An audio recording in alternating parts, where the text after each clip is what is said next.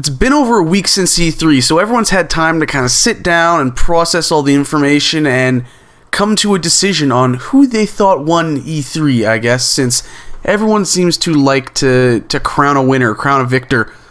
And as you may have figured out by the gameplay in this video, or maybe even simply by the title of this video, I'm going to be talking about EA's conference and their show overall, but mostly focusing on the conference itself, the big day, the Monday that starts off the show, where Sony, Microsoft, EA, and Ubisoft all have their conferences. Nintendo had their thing the next day, but that's like a totally different world for me personally, so I'm not going to be talking about it. Anyways, EA's conference. What did they do? Well, let's talk about the positives first. Just the biggest thing for me, even though it was not what I wanted to see per se, was that we got a teaser for Star Wars Battlefront. We got to see some early in-engine footage. Whether the game will actually look like that, I have no idea, but it looked beautiful.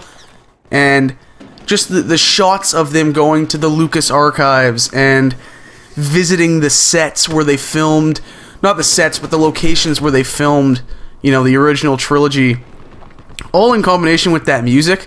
I hadn't watched Star Wars in a while, when I saw this video, so as someone who holds that series very near and dear to them, it brought a tear to my eye. I'm not kidding. That just... So look, I'm 20 years old, right? I'm nearly 20 years old. The last Star Wars Battlefront came out in 2005. The first one came out in 2004. I've been waiting, and by the time this comes out, it'll be 2015 in the earliest.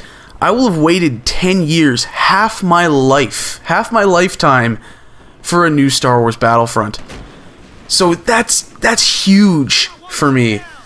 Another one of some of the other positives were what EA did with its behind-the-scenes stuff, showing some of these new games in very early stages, getting to see some of the behind-the-scenes for the new Mirror's Edge, for Criterion's new IP, which just looks insane, and hopefully in a good way insane. But I'm a fan of Criterion, so I'm excited to see what they do next. So those were also really cool things.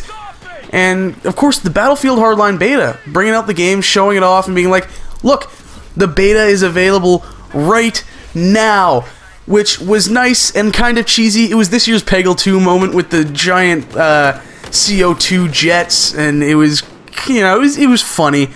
Maybe not intentionally, but they showed, you know, it showed decently, and while I'm not a huge fan of the game, it was a nice little surprise to just be like, hey, look, here's the game right there.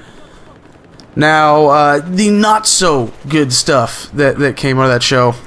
Even though it looks good, there was yet another trailer for Dragon Age Inquisition, which just was a game that interested me a bit, and now I really just don't care about it.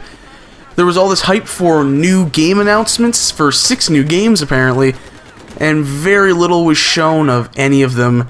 You know, it was all behind the scenes stuff mostly. And again, like I said, Battlefield Hardline itself is okay. I don't think it's something you build a press conference around. So it wasn't that great. It was, you know, it was a standard conference. They had their sports, EA had their sports stuff, which looked alright. But the conference as a whole was just, you know, it wasn't that great. It really wasn't.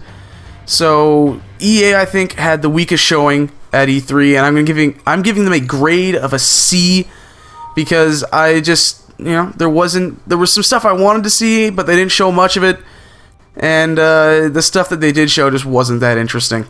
Anyways, thanks for watching. I hope you enjoyed the video. Share it around if you enjoyed it, and look out for my other E3 and review videos. I'll see you guys next time.